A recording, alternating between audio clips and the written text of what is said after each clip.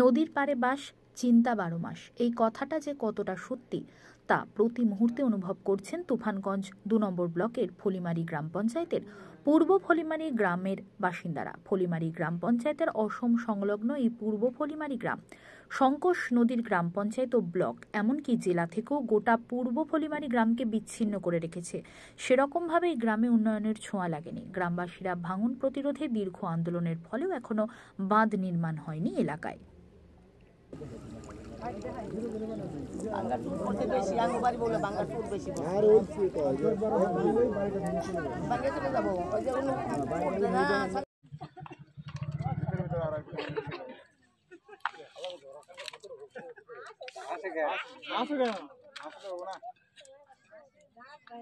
একজন এই পেশে আসো কাকা, একজন এই পেশে আসো, দুজন।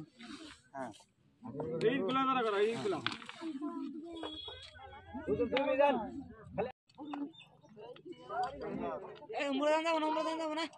আরে কাকা এদিকে দেখে না, দীর্ঘদিনের সমস্যা নদী ভাঙন। যেহেতু ফলিমারির একটা নদী বেষ্টিত এরিয়া, কোনো সরকারি, না বামফ্রন্ট না তৃণমূল, কোনো সরকারই ওদের কথা ভাবেনি। নদী ভাঙন কিভাবে রোধ করা যায় সেই কথা ভাবেনি। তারা শুধু ভেবেছে নিজেদের কিভাবে রাজনৈতিক উন্নয়ন হবে এবং নিজেদের রাজনৈতিক দলের যারা নেতা রয়েছে তাদের কিভাবে উন্নয়ন হবে সেই চিন্তাটাই। আজকে সেই এলাকার মানুষ চিৎকার করছে, চেঁচামেচি করছে, বিডিও থেকে শুরু করে প্রশাসনও সমস্ত বিষয়গুলো অবগত, কিন্তু তারপরে তারা কোনো ব্যবস্থা গ্রহণ করে না।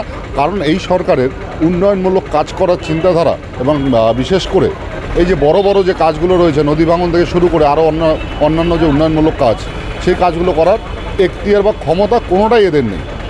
কারণ এদের কাছে যে বর্তমান পশ্চিমবঙ্গ সরকারের যে অর্থনৈতিক পরিস্থিতি, সেই পরিস্থিতির মাধ্যমে উন্নয়ন করা এদের পক্ষে অত্যন্ত সমস্যার বিষয়। আর এটা তারা মুখে স্বীকার করবে না, তারা মিথ্যার বলে আওড়াবে, মিথ্যা কথা বলবে।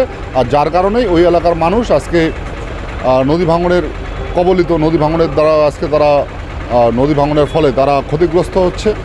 কিন্তু আলটিমেট এই সরকার কিছুই করতে পারবে না। এরা শুধু মিথ্যার আশ্রয় নেবে, মানুষকে মিথ্যা প্রতিশ্রুতি দিয়ে এরা ভোট বৈতরণে পার করার চেষ্টা করবে।